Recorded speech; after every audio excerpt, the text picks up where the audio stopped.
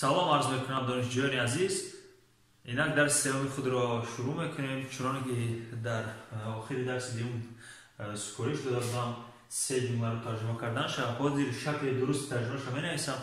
اگر شما در دفتر ترجمه کرده باشید با ترجمه من حاضر مطابقت کنید، پس شما فهمیدید و درست ترجمه کردید. و اگر نه، پس خطای خود رو دیده از دفترهای خود اصلاح کنید.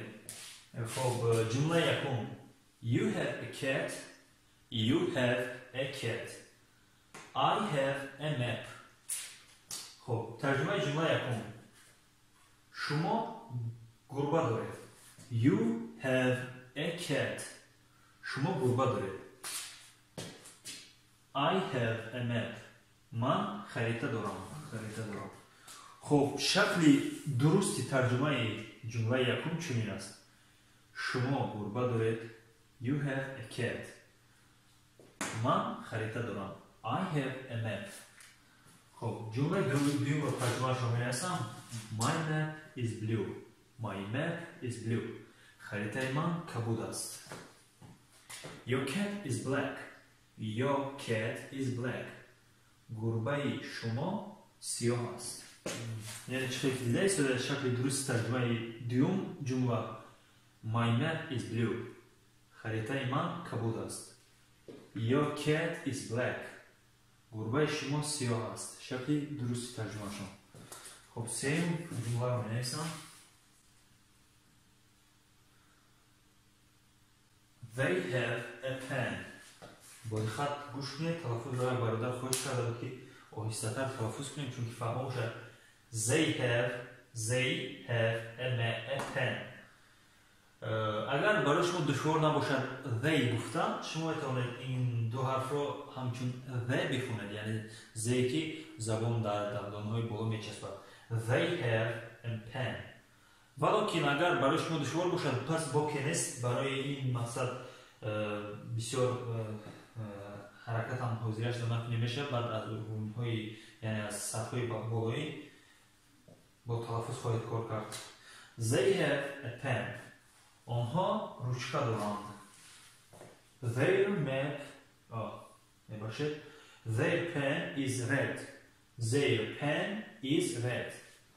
روچکه آنها سرخ است. شکل درست ترجمه سوم جمله They have a pen. آنها روچکه دارند. Their pen is red.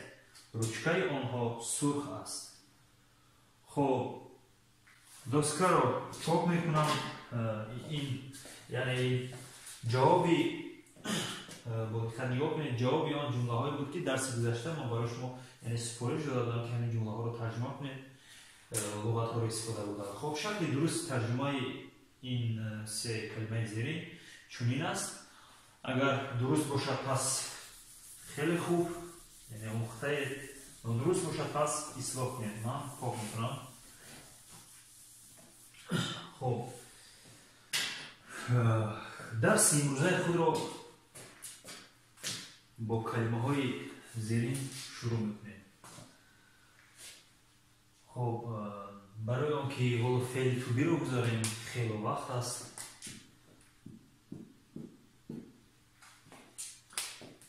در این درس مذکور با کلمه های زیرین و این چون یک چند کلمه های دیگر در روش درس پیدا خواهند شد. با کلمه های زیرین یعنی آشنایی پیدا بکنیم و چگونه استفاده بودن، در کدام حالت استفاده بودن اونها رو یک چند مثال میارم. M اون کلمه رو چون دیده شده M یک ترجمه میباشم مثال has یعنی همون کلمه have داشتن. has فقط در سه شخص استفاده بوده می شود. یعنی دارد، مثلا پدر من کتاب دارد یا جورای من دارد. هر شخصی که سه هر جایی که سه شخص استفاده بوده می شود has استفاده. یک پسوند در آخر دارد حرف s. میتوانید همین قاعده رو یعنی ثبت کرده گیرید. اگر در فعل پسوند s داخل شود یعنی این در نظر دارد سه شخص رو. سه شخص کی حساب می شود؟ خب میفهمم آموزی من غیر از من تو همه جمله سه شخص. مثال من و مکتب میروم. I go نه خب take استفاده میبریم. ترجمه این نشان میرسم. take گرفتم takes میگیرد. یعنی در دو حالت در شخصی اول و شخصی دوم take استفاده بوده میشود. مثال I take a map خریطه. من خریطه رو میگیرم. You take a pen. تو خریطه رو میگیری. یعنی دیگه در شخص یکم و دوم همین take استفاده بوده میشود. و عموما در همه فعل‌های زبان انگلیسی فعل یعنی عمل اشیا یعنی چیکار کرد چیکار میکند سوال‌های چیکار کرد چیکار میکند جواب میشه کلمه ها یا take گرفتم من میگیرم چیکار میکنم میگیرم این یعنی در فعل داخل میشم یعنی در همه فعلایی که پسوند اسم میگیرد ایش سوم شخص در نظر دارد چی من تو غیر از من تو همه موندگی مثال جورای من این علاقه سوم شخص حساب میشود یا که مثال علی روچکه رو میگیرد. خب استفاده بوده میشود پسوند اس یعنی علی سوم شخص حساب میشود. و این چنین گفتن آمد که زمان ها رو این چنین در نظر گرفتن اگر زمان گذشته باشد و اینش رو با در روش درس میفهمونیم چی نزدیک دارم. یعنی تی گرفتن تکس میگیرد یعنی سوم شخص در نظر دارد شخص سوم. غیر از همین من و تو تمام دیگر شخص ها سوم شخص حساب میشن. من یکم شخص تو دوم شخص. and و یا که باز name نام یعنی اسم نام اسم نامی تو چی است اسمی تو چی است friend جورا دوست.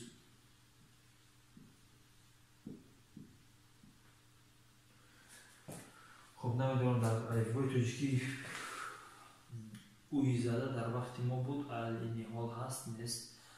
خب دوست رفیق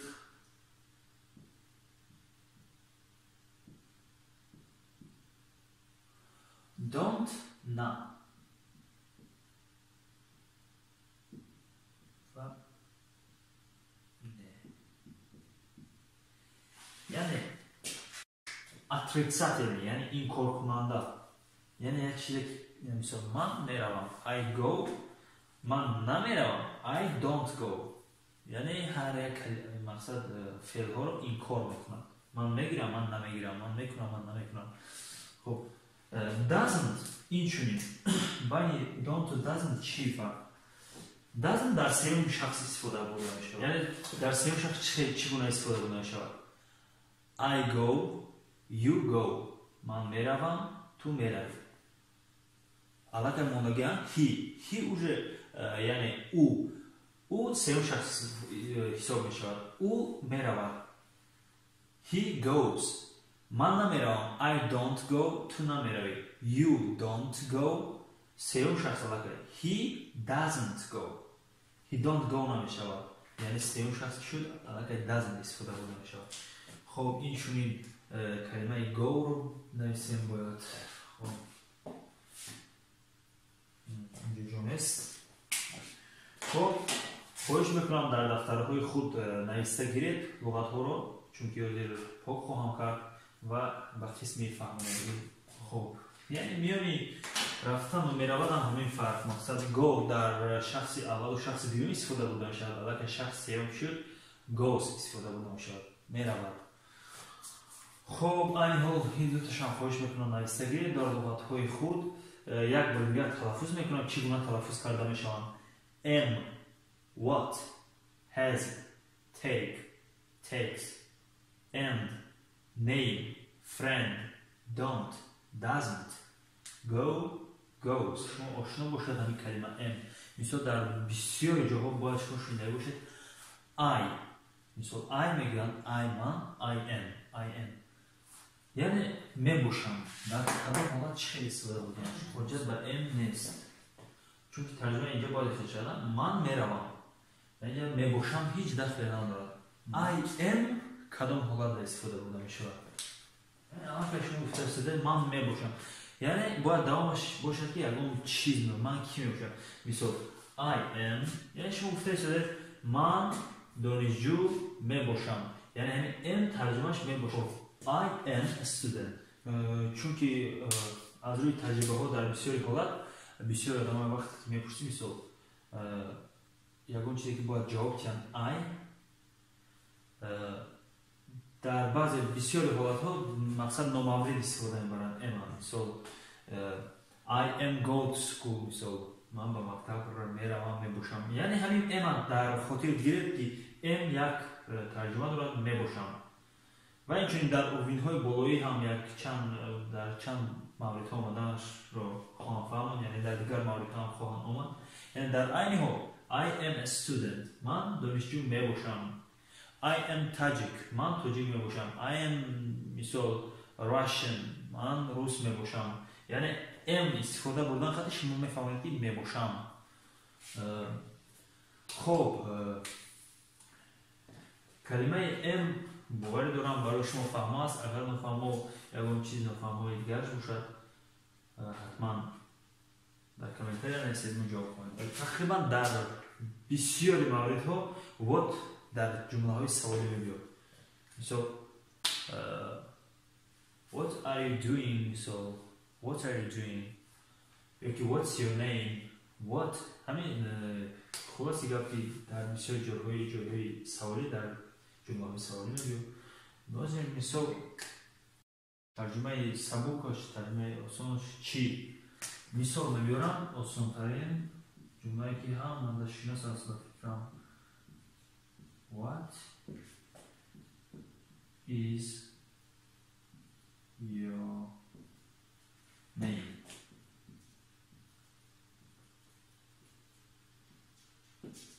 خب در این سه کلمه برای شما باید فهمون باشد. یعنی در جنبه نوشته بودیم name نام میشود یا از شما، یعنی اینجا در نظر نام شما چی است، is است، یا name نام شما. نام شما چی است؟ ترجمه همه خیلی خصوصیت دارد. من هیچ وقت مقصد چه فهمونیم مضمونا ترجمه نمیشم. مقصد اگر همین کلمه چی شود چی عدد چی مونی is است، چی از شما نام، یعنی چی از شما نام. این یک جمله به معنی می شود.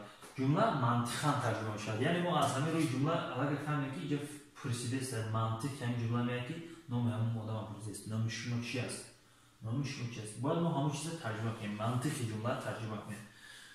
خب این چنین یک مثال دیگر میبریم. تکست ترجمهش چی بود؟ باید در دفترتون نوشته باشه. تکست یعنی میگیرد. علی چی رو میگیرد؟ What takes علی؟ علی چی رو میگیرد؟ مثال علی روچکا رو میگیرد. What takes علی؟ علی چی رو میگیرد؟ علی takes a pen. علی روچکا رو میگیرد. یعنی علی takes a pen. علی چی رو میگیرد؟ علی روچکا رو میگیرد. خب باید دارم با کلمه what آشنایی پیدا کرده. هر چیزی که در دستگاه دیکس دارید لطفا در دفترهای خود رو بردار نمایید. میتوانید پاور چیزی رو گفته اونم. یعنی شما علاقه اسم رو فرق میکنه نه. مقصد کلمه هایی که اسم هستن بسیار مقصد فهماندهی نمیکنم چون که آسان است. در تمام موارد میتونید شما اسم رو جابجا کنید. مثال اگر در اون کلمه پیدا شود دوسکا، مقصد دوسکا، روچکا، قلم، با چی بگم لیباس، هر چیزی که اسم است، هر چیزی که اشیا است و بسیار فهماندهی نمیکنم برای که در جای اشیا شما میتونید در هر چیز در خوری مقصد کلمه اسم در همه جا مونه یکم خطایی نداره. اساس مقصد همین فعل ها هستن، جانشین ها I, you یعنی من و تو در حرف استفاده می شود.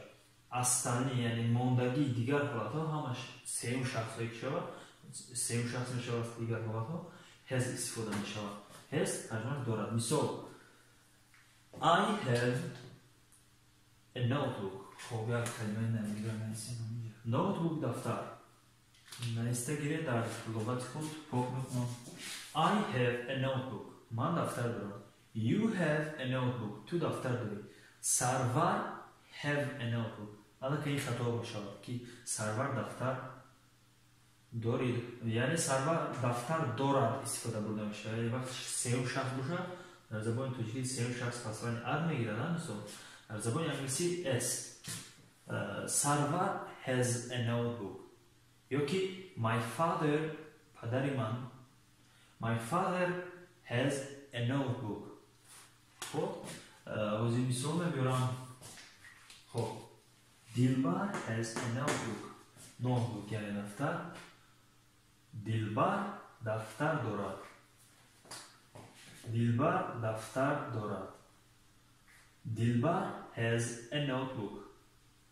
خب اگه مثال اینجا اگر یک جمله دیگه شما میتونید این مقصد در نچل میگویم هر استفاده برای هر.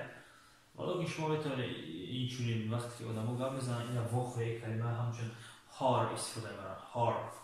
هار یعنی ری پست میگن هر آ ری پست هار. خب her notebook is black ترجمهش سیاه. notebook دفتر. هار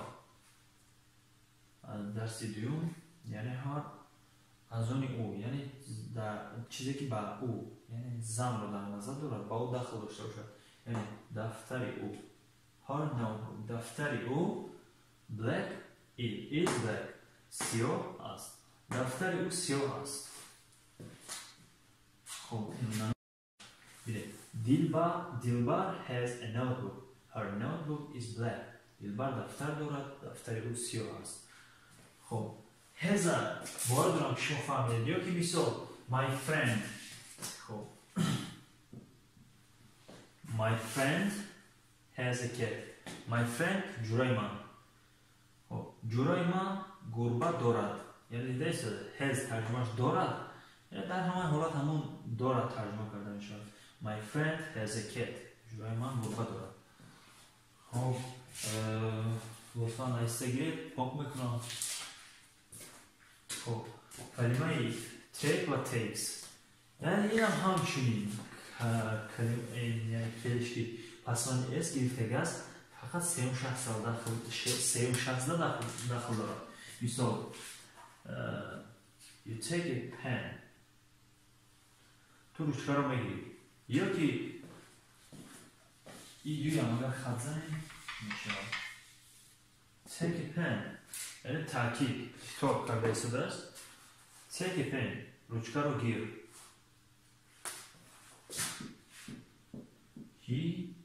he takes a pen او روچکه رو میگیرد. یعنی در اینجا باید سوال هم بمیان میبید که و او روچکه رو گرفت.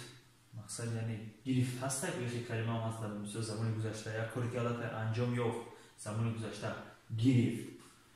میگیرد زمان حاضره یعنی ما الان در اروینی نچانی در اروینی بگیریم فقط ما کلمه های عادی ترین یعنی زمان گذشته رو نمیگذاریم زمان گذشته آینده ولی فقط اینها زمان حاضره در ما کار داریم. he takes a pen او آن روچکه رو گرفت یعنی he مرد در نظر داده آن زیاد روچکو. خب and کلمه دشوار نیست برای همین با نوشتن یک جمله با مثال آوردن یک جمله کوشش میکنم آن رو فهمم و شما باید فهمید چون که دشوار نیست. and ترجمهش یعنی و.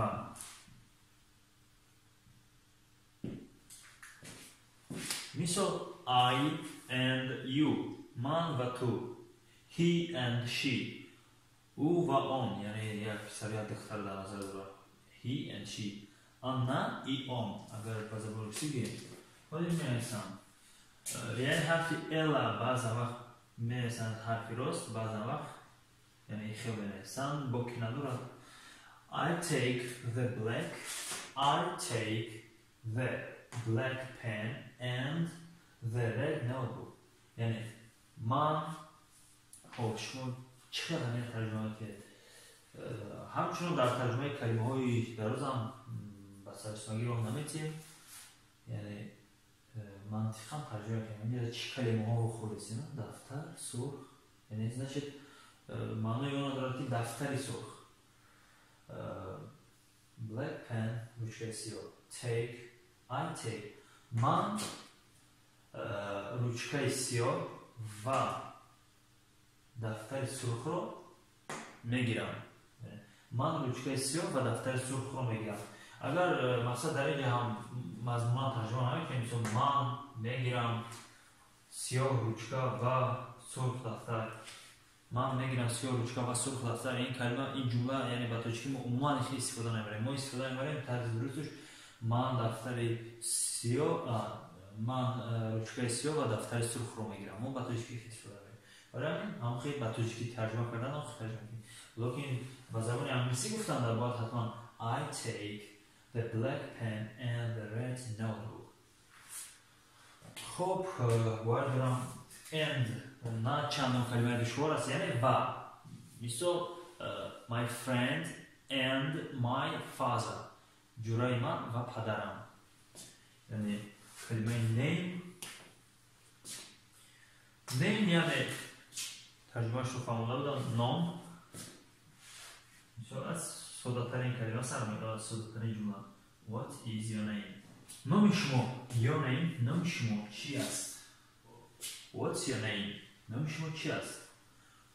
خب نام شما your name نام من با زبان انگلیسی my name یعنی اگر شما جواب داده باشید مثل نام من مثل احمد است My name is احمد مثل حرفی H یعنی در نام نویسی ه خونده میشود در توفلی در تنهایی My name is احمد My name نام من احمد است یا احمد می باشد What is your name نام شما چی است مثل اگر شما پرسیده باشید نام او چی است یعنی اگر وای مثل پسر باشد مثل یکم با همراه کسی میگه مثل با یکم آدم یکم جورتان میگه خودش یک بچه دیگه شما وای میپرسید نام وای چی است What is بجای یا نه بجای همه یا باز دیگه کلمه میمونه What is یعنی از وای پسر باشد چی بود his name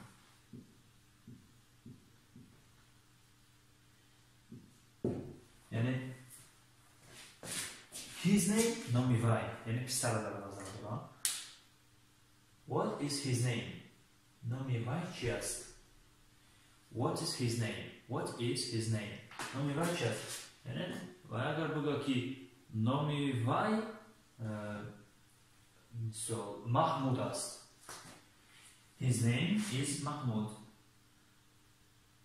بجای my what my your اینجا سرجیت میفهمیم his name خب یعنی دوست شما واده استفاده است با او کسی است شما میپرسید what is his name نامی وای چی است دوست شما میگه که his name is محمود نامی وای یا که نامی آن محمود است خب کلمه نام برای شما فهمه است باید دارم که استفاده برده میتوانید علاقه نام مثل اگر بجای وای اگر مثل بجای او رفیق اگر اگر دختر باشد his name کلمه هار استفاده برده می شود کلمه هار یعنی از وای دختر رو در نظر داشته what is her name her name is دلبر خب پاک میکنم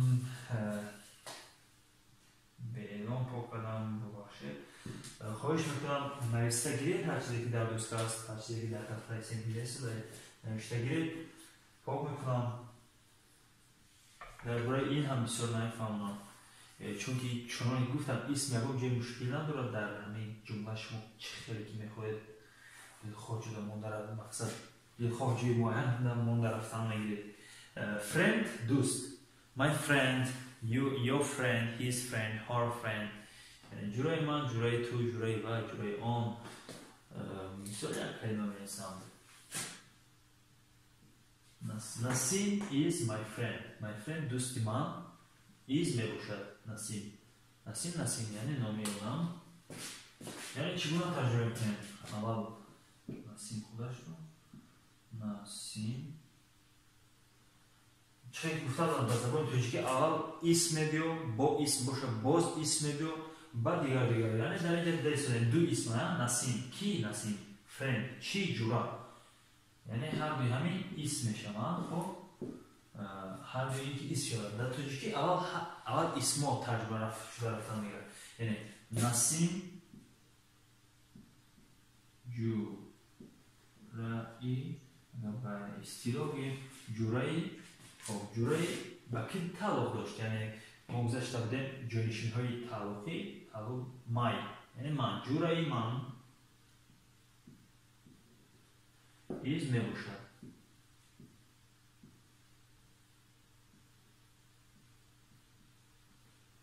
خب نسیم جورایی من میباشد نسیم is my friend خب شما میتوانید که نسیم is his friend بجای my his استفاده برید اگر یعنی نسیم جورایی وای میباشد یعنی همچنان کلمه friend رو میتوانید استفاده برید کلمه friend یعنی جورا دوست رفیق خب میکنم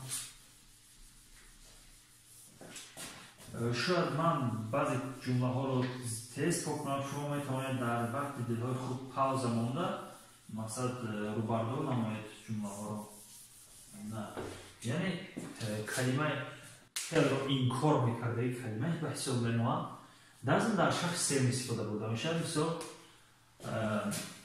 اگر همین کلمه حساب نگیریم یعنی پشونه من I go من میروم میشود اگر این کلمه دوباره پیدا شد I don't go من نمیروم یعنی سه نقطه من یعنی که همین نه پیش از جمله آمده پیوست میشه یعنی من میروم من نمیروم یعنی این کار کرد فعل رو این کار کرد برعکس I don't go من نمیروم ولی که در همین سوم شخص شد یعنی سوم شخص کی حساب میشه غیر از من تو یکم دوم شخص سوم شخص اگر ما بگیم he مقصد he Ali my father my brother و دیگر I don't go he don't go خطا است he doesn't go میشود یعنی نمیرود اکنون اینجا یک سوال به میونه بکنید مقصد go و goes go و goes هم خیال است go در یکم استفاده بوده میشود goes در شخص سوم استفاده بوده میشود یعنی برای چی اکنون در اینجا شخص سوم است لیکن goes نامد برای اینکه در این جمله علاقه یک تا زمیچنی میگیم یعنی یک نشانه برای شخص سوم هست یعنی علاقه doesn't نشانه اون نداده استفاده است شخص سوم برای این حجت علاقه به هر دو کلمه ها رو در شکل شخص سوم در آوردن حجت به این نیست خب I don't go he doesn't go I don't take یعنی گرفتم I take من میگیرم I don't take من نمیگیرم he یا که she doesn't take وی نمیگیرم خب کلمه های آخری درس امروز ما go و goes خب یک اسم دیگر می‌نویسم برای پر کردن این جمله school دیده شده SCHOOL school ترجمهش مکتب school این جمله رو هم این کلمه رو هم حتما نویسته گیرید در دفتر لغت خود این برای پر کردن این جمله یکی زیر نام است خب I go to school تو هم نویسیم تو با یعنی با مکتب با وزارت با تو یعنی تو ترجمهش با میشود خب I go to school من با مکتب میروم من با مکتب میروم خب علاقه you go to school میشود مثال این اینو لحظه پاک میکنم در جایی می نویسم you یعنی تو با مکتب میروی یعنی شخص یکم دویم نه go استفاده برده می شود. اگر شخص سوم مثال نیلوفر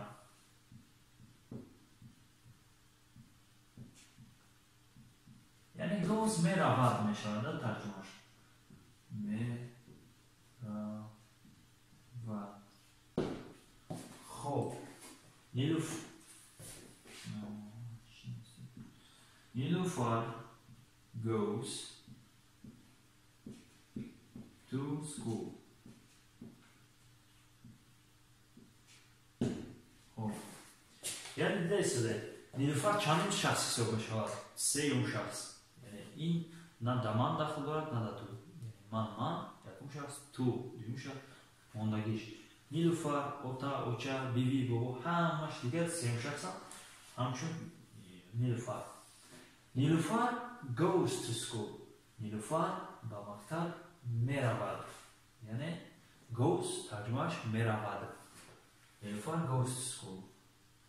خب این رو هم نویسید. ترجمه هاشون هم از دهن من برو آمدن. نویسید حتما. خب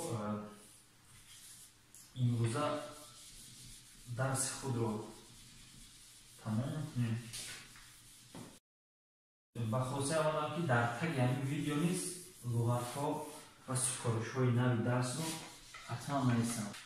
دانشجویان عزیز درس امروزه خود رو با همین تمام میکنیم.